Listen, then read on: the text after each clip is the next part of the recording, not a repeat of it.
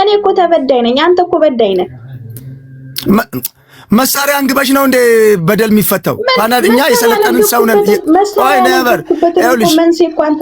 ቆይ አቃለው በደንብ አድርጌ አቃለው እሱን ተነትንልሻለሁ እሱ ችግር የለውም በምን እንደሆነ እሱ ይልሽ አሉንታዊም አውታዊም ነገር አለው ቆይ ጆን አስበል ጆን ይኸውልህ የእሷን ጥያቄ ስማት መድረኩን ብጥብጥ አታድርጉት የአማራ ፋኖ ወደ ጫካ የወጣው ምን አስቦ ነው ምን ተገፍቶ ነው እንዴት ተገፍቶ ነው በምን ልክ ተገፍቶ ነው የሚለውን ነገር አውቃለሁ ካልክ እስኪ አንድ ባንድ የአማራ ፋኖ ወደ ጫካ የወጣበትን ምክንያቱን ንገረን እስኪ አውቃለሁ ብለሃል አይደል ስለዚህ በደንብ በሚገባ አስረግጬ እነግርሃለሁ እሺ ንገረኝ እሺ የአማራ ፋኖ አንደኛ በቃ ላስረዳ በቃ ገባኝ አስረዳሃለሁ በቃ በስርዓት ሽመልስልኝሽ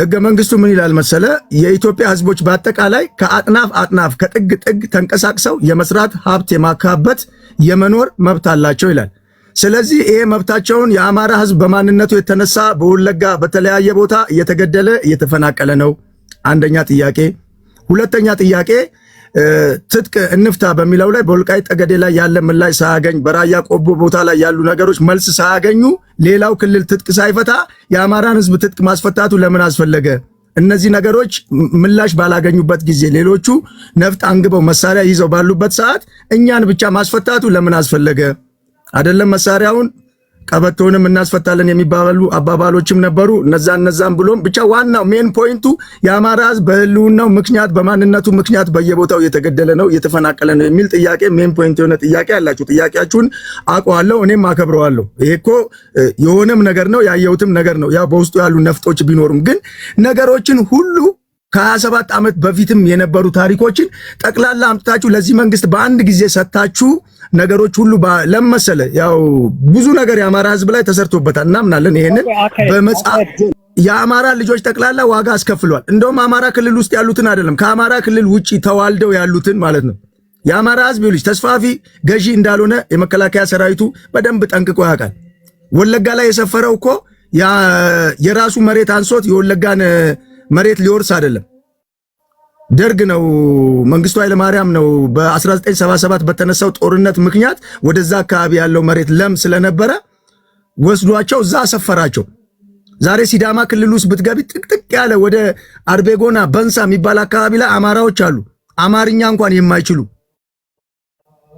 እነዛ ሰዎች ናቸው ዋጋ እየከፈሉ ያሉ ዛሬ ምንም በማያውቁት በማንነታቸው እየተገደሉ በየቦታው እየወደቁ ያሉ ይሄንን እናውቃለን ይሄ ግን ትርክቶች ያመጡት ነገር ነው እንጂ ወታደሩ ለአማራ ጠላት ሆኖ አይደለም የአማራ ህዝብ ለወታደሩ ጠላቱ ሆኖ አይደለም ትላንትና ኮኛ ቆስለን ወልዲያ ስንተኛ የተለያየ ቦታ ስንሆን እኔ በአብዛኛው ጊዜ ሁሉ እናገራለሁ ሁለት እጃቸውን ያጡ ወታደሮች እንኳን ካካቸው ሽንት ቤት ሲቀመጡ የአማራ ህዝብ ነበር በሶፍት በመናምን ካካቸውን ሁሉ ሲጠርግላቸው የነበረ እንደዛ የበሰበሰ ጫማቸውን ከላያቸው ላይ አውልቆ እንትን ሲል የነበረ ስለዚህ ይሄንን ህዝብ ከወታደሩ ጋር አታጣሉት እየተጣላናል አው በደላለ በደሎች ግን በንግግር ነው ልክ እነሱ 27 ዓመት ሙሉ ስር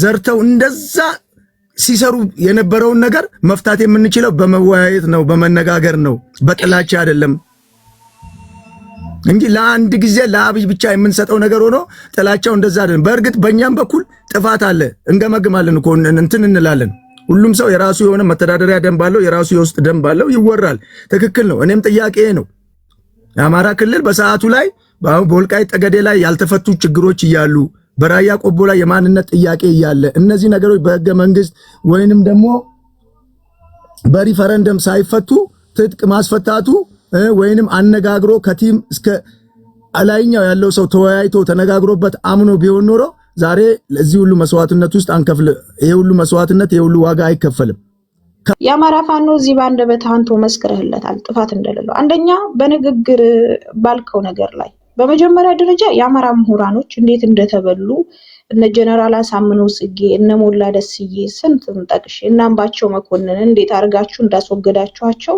ማንኛውም ሰው እዚህ ጋር ያውቃል ገባህ አይደለ አንድ እሱ ያዝልኝ ሁለተኛ ነገር አሁን በፓርላማ በምን በጠረጴዛ ዙሪያ ውይይት ምናምን የሚባሉ የሆነ ዝም ብሎ ትርኪ መርኪ ነገሮች አሉ ኦኬ የህዝብ እንደራሴዎቻችን የት ነው ያሉት የአማራ ፖለቲከኞችና ጋዜጠኞች የት ነው ያሉት ኦኬ ስለ አማራ አንድ ኬዝ የሚያነሱ ዛሬ የት ነው ያሉት? እነዛ በምንድን ነበረ ሲጠይቋችሁ የነበሩት? ኦኬ ሲጠይቁን እንትን ይጠይቁ ምናምን የተለያዩ ቦታ ላይ ይሄ ነው የሚነሳውና እነዛ ምንድን ናቸው? ለአማራው ውክልና የተሰጡ ማህበረሰቦች ወይም ደግሞ ሰዎች አይደሉም ወይ? አንድ እሱ እነዛ ጥያቄ ሲጠይቁ ለምንድን ነው እየታሰሩ የፊጥኝ እየታሰሩ በየእስር ቤቱ እንትን የሚጣሉት? የአማራ ህዝብ ጥያቄስ በቃ ጠየቅሽኝ። ሾርት አርጊ ስትጠይቂ አሁን አታስረዝም። ማብራሪያ አይደለም ይሄ ብለሽ ጠይቂና እያብራራሽ ከጠየቅሽማ ታዲያ ምኑን መልስ አስፈለገው? አንተ ወደ ስድብ እንዳልገባ አስጨርሰኝ። እያወራህ ነው አይደለም? የአማራ ህዝብ ሰላማዊ ሰልፍ ወጥቶ ነበረ። ለዛ ሰላማዊ ሰልፍስ ምንድን ነበር የመለሳችሁት? ይሄ መንግስት ምንድን ነበር መልስ የሰጠው? ኦኬ ምክንያቱም በሰላማዊ መንገድ ያልከው ስንት ዓመት ሙሉ ነውስ የተጠየቀው? የአማራ ሞት፣ የአማራ መፈናቀል፣ የአማራ ግድያ ይቁም እየተባለ በየክልሉ በየአካባቢው ስንት ዓመት ነው የተጠየቃችሁት? ከዛ በኋላ ነው ጥያቄውን ጠይቆ አንግቦ ጨርሶ ለጥያቄው መልስ ሳያገኝ ሲቀር ነው አይደለ? ዛሬ ፋኖ ታጥቆ ይኸው 3 ዓመት ሊሞላው ነው ታጥቆ ወደ ትግል ከገባ። ከዛ በፊት ብዙ ጥያቄ አልተጠየቅም ወይ? እናቶ ክርስቲያን ታደለ ዛሬ ተታሰሩ 3 ዓመት ከምናምን እየሆናቸው ነው። ብዙ ጋዜጠኞቻችን ምሁሮቻችን ታስረዋል። እነዛ በምንድን ነበር ሲጠይቋችሁ የነበሩት ጥያቄ? መልስልኝ እስኪ። መጀመሪያ ይኸውልሽ አፍ ሲያመልጥ ራስ ሲመለጥ አይታወቅም ይባላልና እንዳልሰድብ ስድብ የሚባለውን ነገር አስወግጂ። ጭንቅላትሽን ሁሌ ከስሜት አውጪው፣ ተረጋግተሽ ተነጋገሪ። ዲስከስ ሲደረግ ከእንደዚህ ነው። ስርዓት ዲሲፕሊን የሚባል ነገር አለ። ከዲሲፕሊን ጀምሪ። ከታችን ሜንሽን እያደረጉልሽ ነው። ስድብ የሚለው ነገር ጥሩ አይደለምና በመጠየቅ ጥያቄ ከሆነ ታዲያ እንደ ደሳለኝ ጫኔ የጠየቀ ሰው አለ እንዴ? ለምን ዶክተር ደሳለኝ ጫኔ ለምን አልታሰረም? ስለ ደሳለኝ ጫኔ ተውና በቃ ስለዚህ በውስጥ በኩል ህገ መንግስትና ህገ መንግስታዊ ስርዓቱን ልነግርሽ ነው። አድምጪኛ በቃ እነሱ ደግሞ ወንጀል ስለተገኘባቸው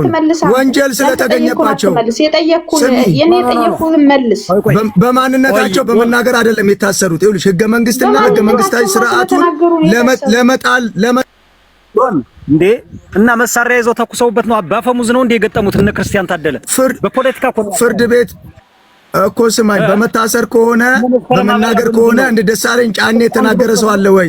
አንገባ አይደለም። እነ መስከረም አበራ የታሰሩት እኮ እነ ክርስቲያን ታደለ እንዴ። አንዳንዴማ ህገ መንግስትና አይደለም ህገ መንግስትና ህገ መንግስታዊ ስርዓቱን በኃይል ለመጣል ባደረጉት ነገር ብሎ መንግስት ፍርድ ቤት እኮ የቀረቡ ነው። በፍርድ ቤት ሂደት ላይ ያለ ነገር ስለሆነ እኮ ነው። ፊት አውራሪ ስማኝ፣ ይሄ እኛው ፍትሃዊ አይደለም የምንለው ታስረው ፍርድ ቤት ሳይቀርቡ ሲቀሩ ነፃነታቸው ሲነፈግ ነው። እሱን ሰምተናል። ታስረዋል፣ ሰዎቹ እንደታሰሩ ስለሆነ ሰምተናል። እኔ በጣም የገረመኝ ነገር አንተ አንደኛ ጦርነት እንዲቆምልህ በሰላም እንዲሆንልህ ነው የምትፈልገው። ግን ደግሞ ወንጀል የሰራውን መንግስትን ራሱ አሁን አንተ መንግስት የምትለውን እኛ ወሮ በላ እና ጄኖሳይደር ነው የምንለው አብይ አህመድን ማዳን ትፈልጋለህ። እንዴት ነው ለማዳን የምትሞክረው? ይሄ ነገር የነበረው ገና እሱ ከመምጣቱ በፊት ነው ብለህ ልታሞኘን ትፈልጋለህ። እውነቱን እንነጋገር ከተባለ አብይ አህመድ ራሱ ከፍተኛ ባለስልጣን የነበረ የደህንነት መኮንን የነበረ ሰው ነው። ከዛ በፊት ራሱ ገና ማለት ነው ጠቅላይ ሚኒስቴር ከመሆኑ በፊት ገና ባለስልጣን የነበረ ሰውዬ ነው። በወንጀል ውስጥ የነበረ የደህንነት ሰው ነው እና ወንድሞቻችንን በብልታቸው ላይ ሃይላንድ ሲያንጠለጥል የነበረ አረመኔ ሰው ነው። ይህ አረመኔ ሰውዬ ስልጣን አገኘ፣ መንግስት ሆነ። አሁን ያንን አረመኔነቱን በብዙ ጥፍ ጨመረው። በ8 ዓመት ውስጥ በ30 ዓመት ውስጥ ህወሓት ያልሰራውን ወንጀል ፈጸመ። አሁን ይህንን ወንጀል ከፈጸመ በኋላ አማሮቹ በኦሮሞ ምድር የሚኖሩ አማሮች ይገደላሉ ትላለህ። የሚገደሉት አብይ አይደለም የሚገላቸው ነው የምትለው። ግን አብይ አይደለም ወይ እየሄደ የሚቀሰቅሰው ነው? በአደባባይ ላይ በኦሮምኛ የሚናገረውን አንተ ኦሮምኛ ወይ አችልም አላቅም የሚችሉ ሰዎች ወይ ጠይቅ። በቪዲዮ ከፈለግ በቪዲዮ እናምጣለን በማስረጃ። እራሱ አይደለም ወይ የሚቀሰቅሰው? መጡላችሁ እያለ አይደለም ወይ የሚቀሰቅሰው? የኦሮሞ ጠልነት እያለ በአደባባይ በፓርላማ የሚናገረው እሱ አይደለም ወይ? ወንጀል እንዲሰሩ የሚያበረታታው እሱ አይደለም ወይ? ለምንድን ነው እንትን የምትለው? ታፕታፕ አድርጉለት እንትን እያለን ለምንድን ነው የምታገላብጠን ነው? አይ ችግር ውስጥ የምታስገባን ለምንድን ነው? አሁንም እሱ ሰውየው እንዲቀጥል ነው ወይ የሚፈለገው ነው? እሱ እንዲቀጥል ነው ወይ የምትፈልጉት? ገዳያችን እንዲቀጥል ነው ወይ የምትፈልጉት? ይሄ ከሆነ ሰላም የሚባል ነገር እንዴት ነው ሊመጣ የሚችለው? ወንጀል ፈጽሞ ወንጀል የፈጸመን ሰውዬ ስልጣን ይዞ እየገደለ እንዲቀጥል ከሆነ የምትከራከሩት እናንተ ራሱ የችግሩ አካል ናችሁ ማለት ነው።